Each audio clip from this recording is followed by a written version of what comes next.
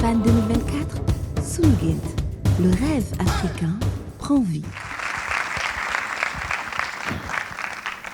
Merci Abdoulaye. Je prends la parole au mauvais moment parce que je prends la parole quand les oreilles espèrent entendre la parole. Et le plus dur, ce n'est pas de parler, c'est d'avoir des oreilles disponibles à vous écouter. Avoir des oreilles disponibles, ce n'est pas le plus dur. Le plus dur, c'est d'avoir des choses essentielles à dire. Avoir des choses essentielles, ce n'est pas le plus important. Le plus important, c'est de dire des choses sans redire ce que tout le monde a fini de dire, mais surtout sans essayer de contredire ce qu'on a entendu dire, sans médire juste parce que chacun de nous a quelque chose à dire. Un jour, nous nous sommes tous retournés vers mon père, paix à son âme, et nous lui avons dit, plongez-vous quelques années plus tard dans un petit village de la région de Louga, qui s'appelle Koki, sans électricité ni rien. Papa, nous voulons une télévision, parce qu'il y en a quelques dans le village, de petites télévisions en noir et blanc. Mon père nous regarde et nous dit, vous voulez une télévision? Oui, nous voulons une télévision. On était tout petits, tout jeunes collégiens. Il nous dit, d'accord, je reviens. Il vient et il pose au milieu de la maison un sac de graines d'arachide de 50 kilos. Il regarde le sac et nous dit, voilà votre télévision. Alors, le lendemain matin, nous nous sommes tous levés. Derrière le village, nous avons planté les arachides. Nous avons cultivé pendant toutes ces vacances. Et au bout des récoltes, pour ceux qui sont d'ici et qui comprennent la valeur de l'arachide, nous avons vendu et nous avions eu 300 000 francs. Avec les 300 000, nous avons donné à un cousin, lui aussi parti au ciel, paix à son âme. Il est venu à Dakar, il a pris l'une des rares voitures qu'il y avait et il a acheté une télévision en noir et blanc, une antenne 18 éléments, les dinosaures savent de quoi il s'agit, et 30 mètres de câble. Et là, le jour où nous avons allumé la télévision, il fallait voir l'effervescence. Cette télévision a fait 30 ans dans la maison. Elle n'est jamais tombée. Elle n'a jamais eu d'égratignure. On la sortait toute petite, mais prise par 2 personnes. On l'a posée au milieu d'une table pour qu'elle ne chute pas. Et on ne l'a jamais laissée sous la pluie parce que nous l'avons créée à la sueur de notre front. À partir de ce moment, je me suis posé cette question. Faut-il continuer à tendre la main et à attendre? Alors j'allais voir mon père et je lui ai dit, papa, je sais que je ne suis pas encore en 3e, mais je veux te décharger de m'acheter des habits. Ne me les achète plus. Occupe-toi juste de mes fournitures. Je pense que je dois pouvoir me débrouiller. Et depuis ma classe de 4e, mon père n'a plus jamais acheté un seul habit pour moi toute ma vie.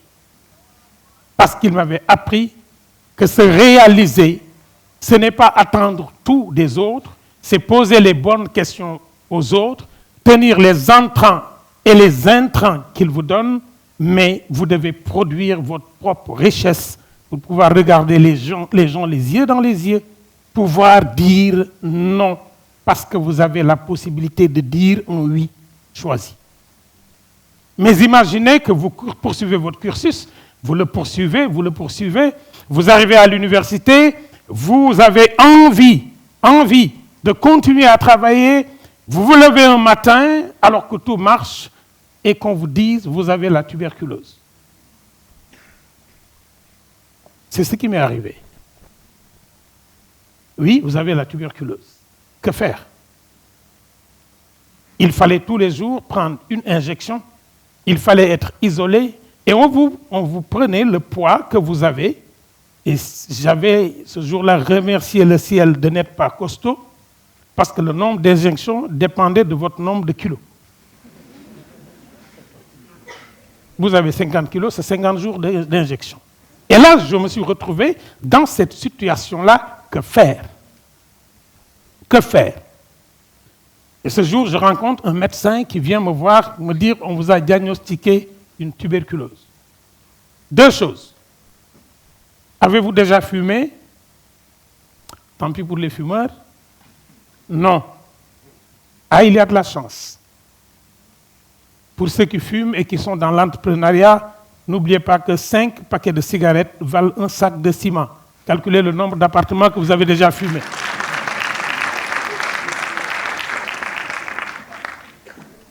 J'ai dit appartements, pour certains c'est un nombre d'immeubles. Et il me dit, je ne peux pas vous soigner, mais je peux vous accompagner à guérir. Je suis à Louga, dans une salle de l'hôpital de Louga, et dans cette salle de l'hôpital de Louga, tous les jours, les gens mouraient. Il y en avait qui étaient tellement souffrants qu'ils arrachaient leur perfusion pour partir. Et il me dit, si tu veux guérir, je peux t'accompagner. J'ai compris ce jour que je devais prendre la décision de guérir. Et j'ai pris sur moi. Tout ce qu'il fallait faire, c'est prendre les médicaments à temps, mais surtout qu'il y avait un nouveau protocole qu'il fallait essayer sur les gens. Et ce protocole-là s'appelle le protocole 2. Et je fais partie des premiers Sénégalais à avoir accepté parce que je voulais guérir. Mais malheureusement, au lieu d'un traitement de 6 mois, il y a eu un dysfonctionnement et j'ai vécu un traitement de 14 mois, ce qui a laissé des séquelles. Mais la question c'est, si je rate cette année universitaire, c'est compliqué. Mais j'ai la tuberculose. Donc il me fallait prendre le protocole 2 pour bloquer les possibilités de contamination des autres. Et quand je suis arrivé à l'université, pour mon inscription, c'est l'une des rares fois où j'ai triché, je ne suis pas fier, mais ça m'a permis d'être inscrit.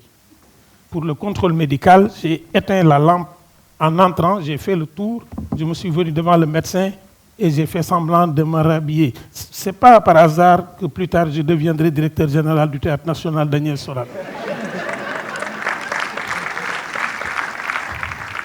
J'ai utilisé une technique, monsieur le directeur, que j'utilise depuis que j'ai 14 ans, parce que j'ai eu la chance, à partir de 15 ans, d'écrire des pièces de théâtre dans mon village, dans la région de Louga, d'écrire des ballets et de les monter.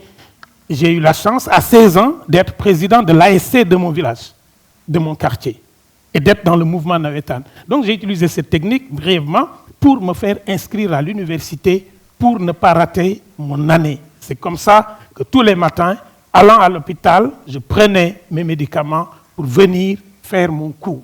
Parce que j'avais compris qu'il y avait des choses dont j'étais responsable et d'autres dont je n'étais pas responsable, mais j'étais responsable d'une chose, de ma volonté. Et j'ai compris que les victoires de la vie les plus essentielles, nous les oublions. Si aujourd'hui, je vous demande quelle est pour vous la première victoire que vous avez remportée dans la vie sur vous, vous allez vous situer à des années plus tard. C'est votre premier cri, votre première respiration à la naissance. Personne ne vous a aidé à le faire et vous ne saviez pas le faire pendant 9 mois. Vous avez réfléchi? Non. Vous avez voulu respirer? Oui. C'était tellement dur que chacun de nous a crié. Mais c'est notre première victoire. Et cette victoire-là, je m'y suis accroché. Cette image de mon père, je me suis accroché. C'est pourquoi, quand plus tard j'arrive à l'université et que c'est compliqué, j'habite à Guédiawaye, là où il y a l'hôpital d'Al Djam, il n'y a que 2 bus pour venir à Dakar. Je fais le choix de tous les jours marcher de Golfe Sud au centre sauvegarde pour prendre le seul car qui existe et venir à l'université et marcher parce que je ne pouvais pas passer la journée à l'université parce que je n'avais pas d'argent. Mais je vous dis, cette résilience, je l'avais apprise dans mon village parce que je suis d'une famille de forgerons. Et quand on quittait l'école, on allait dans la forge et on faisait de petits fourneaux qu'on vendait pour avoir de l'argent de poche. Et à l'intérieur de la forge, il y a un outil qui s'appelle enclume. Et l'enclume, dans la langue des forgerons, s'appelle décou. Décou, Cela veut dire savoir supporter les coups sans changer de forme. La résilience, ça s'appelle des coups. Et j'ai dit, cet instrument-là sera mon totem. Imaginez que vous avez 14 ans,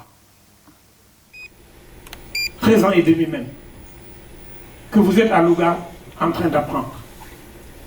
Imaginez que vous veniez de revenir de l'école et que vous vous rendez compte que personne n'est dans la maison, vous êtes seul. La famille a déménagé à Dakar. Vous avez le choix entre ne plus aller à l'école et pleurer. Alors ce jour, j'ai décidé que je n'allais pas manger à midi, mais je ne raterai pas le cours de 15 heures parce que cela dépend de moi. Alors c'est pourquoi plus tard, vivant de cela, continuant, quand j'arrive à Genève, dans le cadre d'une adaptation de l'Antigone de Sophocle, et qu'on me met à Vendeuvre, je reçois un appel d'ici. Tu es à Genève, l'actuel ministre de l'Enseignement supérieur y était en ce moment, Gorgui Wadoundo, journaliste, était à la tribune de Genève. Tu es à Genève, tu as la chance d'avoir pris un avion. Est-ce que tu vas rester ou est-ce que tu vas revenir? J'ai juste dit à celui qui me l'a dit, celui qui est venu me chercher pour faire l'adaptation, il est venu me chercher où? Il est venu me chercher à Dakar. Donc si je quitte Dakar, les autres qui voudront venir me chercher, ils vont me trouver où? Dakar est mon repère. C'est pourquoi je n'ai jamais quitté l'Afrique. C'est pourquoi c'est à partir d'ici que j'ai appris à me construire, mais je me suis construit en m'ouvrant au monde. Mais quand j'arrive à l'université plus tard, parce que je n'ai que 15 minutes et il ne m'en reste même pas 4, et que je fais mon doctorat, et que dans des situations très compliquées, on m'interdit l'accès à un poste.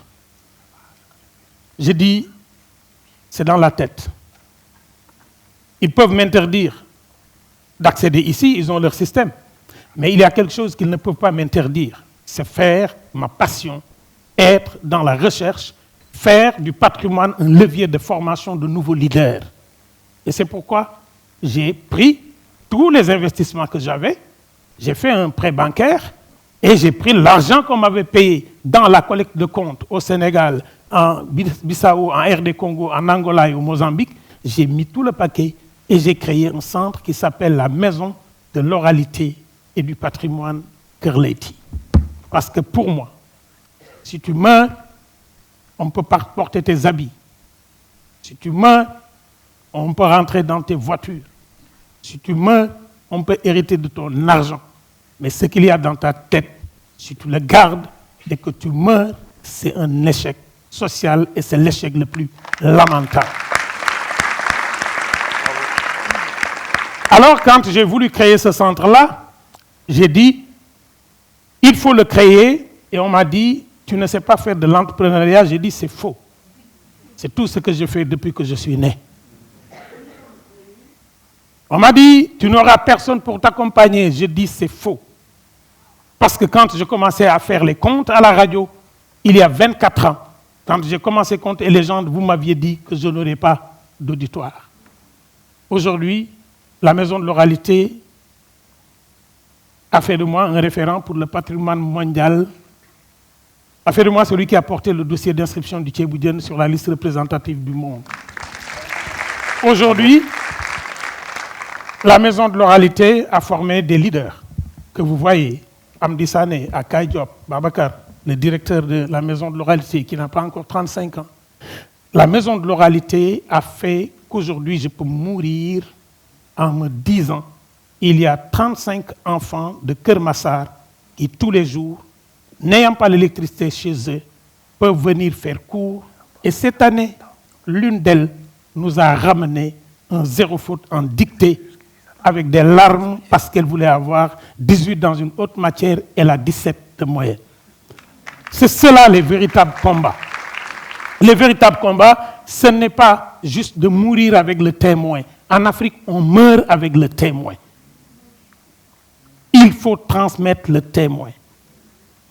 Et ma mère m'avait dit, si celui qui parle n'est pas fatigué, qu'il ait au moins pitié des oreilles qui l'écoutent. Et là, je commence à avoir pitié de vos oreilles. Mais n'oubliez pas ce que disent les anciens. Les anciens disent que la poussière des pieds est plus importante en économie que la poussière des fesses. Levez la poussière par vos pieds et jamais par vos fesses. Mais l'autre proverbe dit, il n'y a aucune honte à échouer. L'échec, c'est de n'avoir jamais essayé.